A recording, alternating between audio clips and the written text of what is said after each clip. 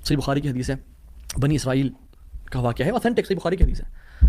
ایک شخص اس کو 1000 دینار چاہیے تھے، 1000 دینار چاہیے تھے. وہ ایک شخص کے پاس گیا اپنے جاننے والے کے پاس اور کہا کہ مجھے 1000 دینار چاہیے. تو اس نے کہا کہ ٹھیک ہے میں تجھے دے دوں گا، بس تو ضامن ایک لیا جو اس کی ضمانت دے اور گواہ لیا، میں تمہیں دے دوں گا، مجھے پرابلم نہیں ہے. وہ شخص مسکین تھا، کوئی اس سے جاننے والا نہیں تھا، لیکن اللہ والا تھا وہ. اس نے کہا دیکھ میری بات سن، میرا ضامن بھی اللہ ہے اور میرا گواہ بھی اللہ ہے، میں اللہ کو گواہ بنا کے کہہ رہا ہوں کہ میں تمہیں واپس کروں گا.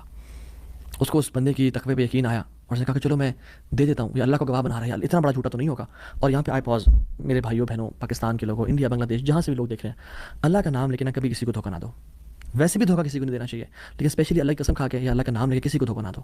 یاد رکھیں جو اللہ کا نام لے کے سچ بولتا ہے نا، اللہ تعالیٰ اس کی غیبی خزانوں سے مدد کرتا ہے، اور جو اللہ کا نام لے کے دھوکہ دیتا ہے لوگوں کو، اللہ اس کو تباہ و برباد کر دیتا ہے. تو شخص نے کیا کیا، اس نے کہا کہ میرا ضامن بھی اللہ ہے، میرا گواہ بھی اللہ ہے. تو اس نے دے دیا، اس نے میں تجھے اللہ کے اس نام پہ تجھ پہ میں ٹرسٹ کرتا ہوں. یہ شخص پیسے لے کے اس نے کاروبار کرنا تھا، یہ چلا گیا.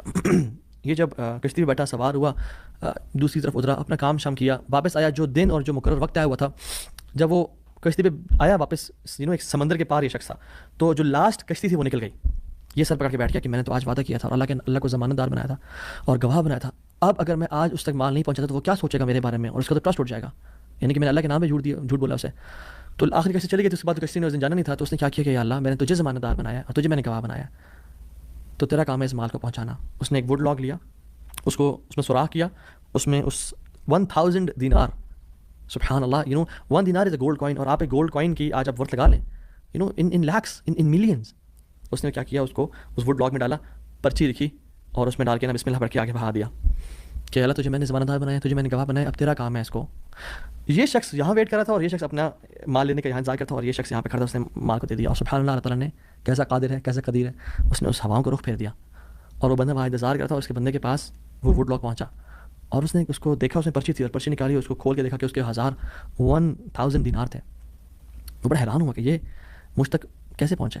خیر یہ جو شخص تھا جس نے بھیجے تھے، یہ اگلے دن دوبارہ جو سب سے پہلی کشتی ملی اس پہ روانہ ہوا اور اس بندے کے پاس پہنچا اور 1000 دینار لے کے الگ سے کہ پتہ نہیں وہ پہنچے نہیں پہنچے، میں اس کو اس کا حق تو دے دوں.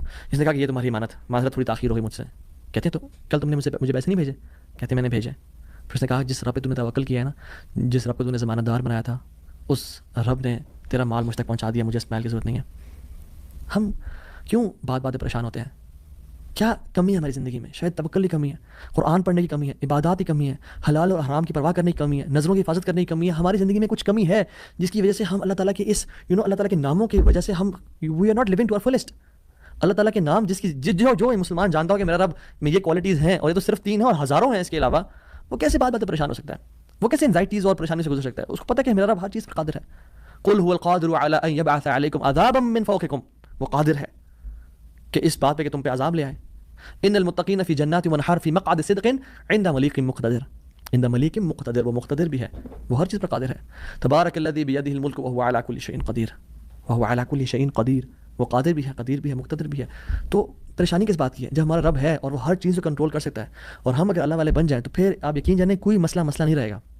ہر پریشانی کو وہ آسانی میں ایسے بدل سکتا ہے. اس نے صرف کن کہنا وہ بدل جائے گا، صرف ہماری نیت صاف ہونی چاہیے، نمبر 1. اور number 2، second principle to live a wonderful life and to live a happy life is, جو بھی نیکی کریں اس کی اجر کی امید صرف اللہ سے رکھیں. پھر دیکھیں اللہ قدرت کے مناظر کیسے دکھاتا ہے آپ کو. پہلی پرنسپل کیا تھا؟ اپنی نیت کو ہمیشہ صاف رکھیں، اللہ تعالیٰ کے لیے کام کریں، جھوٹ نہیں بولنا، دھوکہ نہیں دینا، فریب نہیں کرنا.